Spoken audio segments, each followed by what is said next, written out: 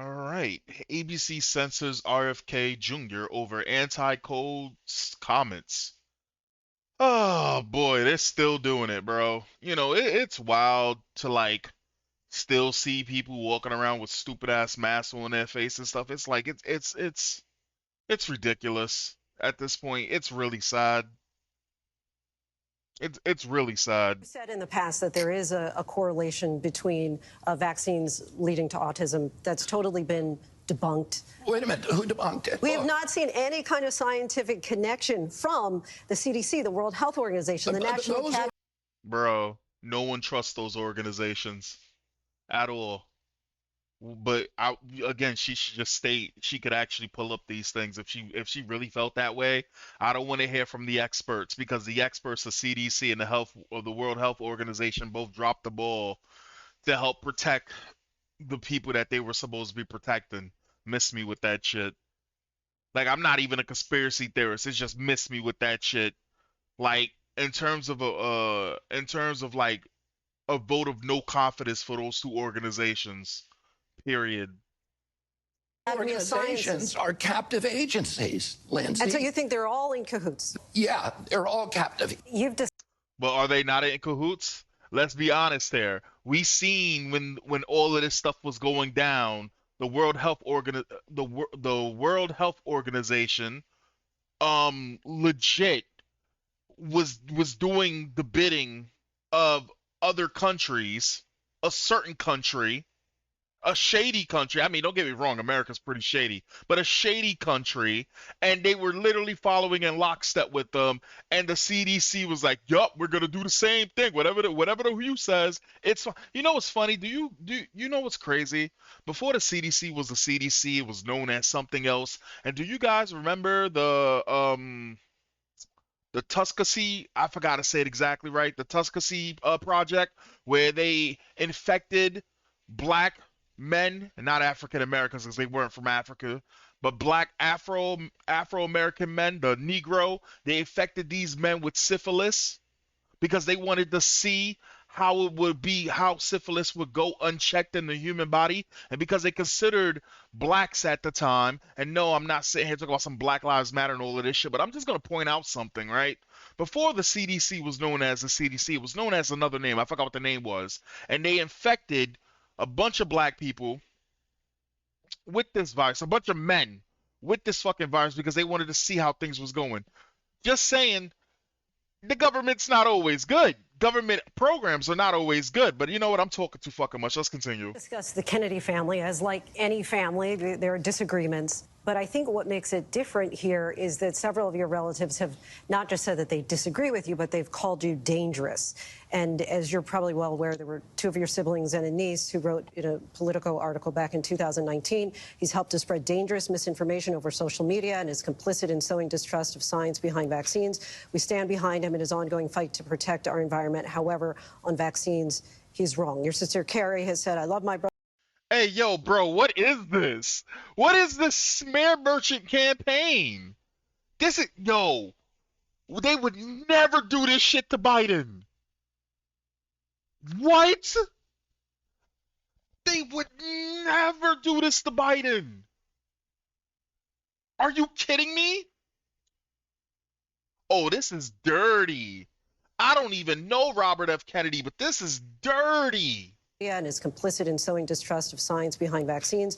We stand behind him in his ongoing fight to protect our environment. However, on vaccines, he's wrong. Your sister Carrie has said, "I love my brother Bobby, but I do not share or endorse his opinions on many issues, including the COVID pandemic, vaccinations, and the role of social media platforms in policing false information." Your sister Rory has said, "I admire his past work as an environmentalist. Because of him, we can swim in the Hudson, but due to a wide range of Bobby's positions, I'm supporting President Biden." And I'm just curious, if you are not able to get your own sisters to vote for you for president, how would you make that appeal to American voters? Nigga, then fuck your sister. Your sister sounds like a piece of work, bro. Your sister sounds like a piece of work. Apparently, you did some shit that helped people swim in the Hudson. I ain't know that. Seems like the Kennedys still doing the damn thing, still making changes in the world. But because she disagrees with you, because she got that I'm not gonna even say it because I'm not trying to get in trouble. But Because she disagrees on you and because she wants to wear a face diaper for the rest of her life, she's going to vote for Biden? Biden. She's going to vote. She's going to vote for Biden over her own goddamn flesh and blood. Man, you women are disgusting. What is your family like? Do they agree with everything that you say and do? They'd probably vote for me if I ran for president. Yeah, well, I have siblings who will vote for me as well, but I have a big family, and many of them will not. I have two siblings who came to my announcement, and a lot of other relatives as well. But I mean, there's disagreements. But I love my family, and my family, in particular, we grew up arguing with each other, and we are very, very, I say, comfortable disagreeing with each other, both publicly and privately, on issues, and at the same time loving each other. And that's something that I think is a lesson that we ought to learn for this country. We can disagree with each other without hating each other, without vilifying each other, without marginalizing each other. I'm just making a distinction. I don't know what the fuck is wrong with this man's voice, but he's spitting facts. Back then, you were able to disagree with people, and people didn't get hurt over it. A lot of people treated politics like what they were supposed to be treated as, and then you go on and you care about your neighbors or your brothers or your families. Now we're so polarized that disagreeing with somebody politically means that you can't even be in the same room as them anymore. You have people that literally try to kill people over their politics, and no, we're not talking about the right. The right has not caused any violence, at least from what I know, to the left, even though the left claims that the right is super violent and they're genociding people and all of this stuff. Every single time that there's any type of political violence, it's always the left doing it to the right. I forgot there was a kid that literally had a discussion with a man over politics, and the kid was conservative and the man was a raging leftist, and the man ran this kid over with a car and then got released. And I think he killed this kid. So again, he's not wrong here. Like, I remember when people used to vote, and then that would be the end of it. And they'd be like, yep, see you in another 4 years. And that was the end of it. We kept it pushing. We don't do that no more. Now, it's bad. Distinction on just using your family's words, Well, calling yeah, you dangerous. I was just using your family's words to call you dangerous, rather than saying that's not like the typical family that might have disagreements around the kitchen room and table. how do you expect me to respond to that, other than saying they were wrong about the issue, that they consider me dangerous? Oh, that's a fair response. And my other point is just that if you don't regard the same scientific authorities. Science is rarely static. There are very few scientific principles that are immovable.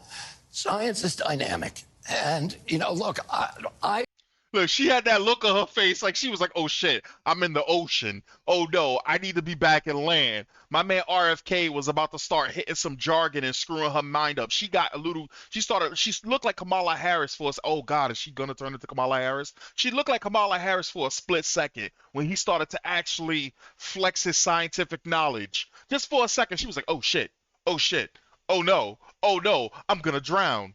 Again, how is he supposed to respond? They didn't do that to be like, oh, you have a different type of family. They did that to smear him. Listen, this is the first time I've seen this video, and already I can tell this is just smearing him. They're bashing him up, they're bloodying him up, and they're putting his name in the mud. Okay. I've argued over I've litigated over 500 lawsuits. In every one of those lawsuits, there are experts, authorities on one side, and experts and authorities on the other that are saying the exact opposite thing. So no, I don't trust authority. I need to see the details. I need to see the science. Your final pitch to voters. My pitch would be that, we need to look at what's happened to our country. We need to try to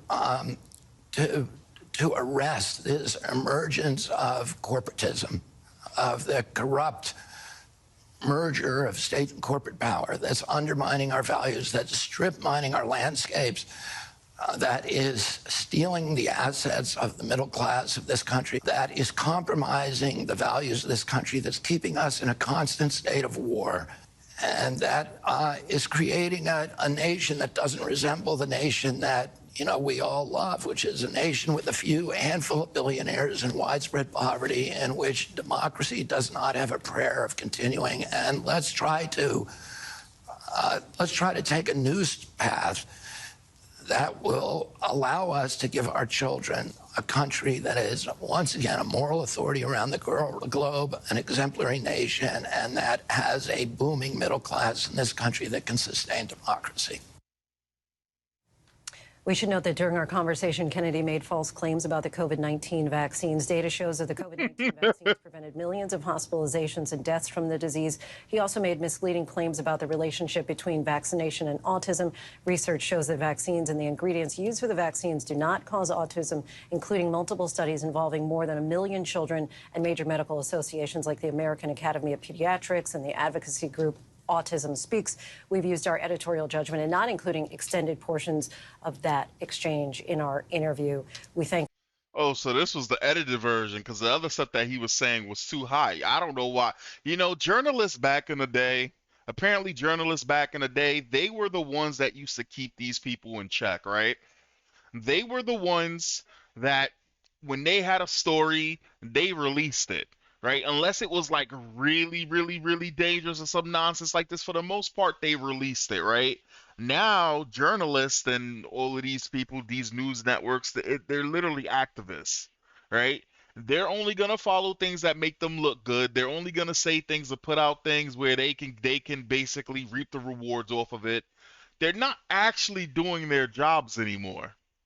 That's wild. So you just, as a news network, you sat down with a presidential nominee and you're going to not show the entire interview. How non-transparent are you? How comfortable are you to do something like that? Do I could, man, whoo, man, we in trouble. We in real types of trouble. This is insane. This is insane. So you're basically saying I can't form my own opinion. That's what you're saying. That's what this is. You cannot form your own opinion. We will form the opinion for you.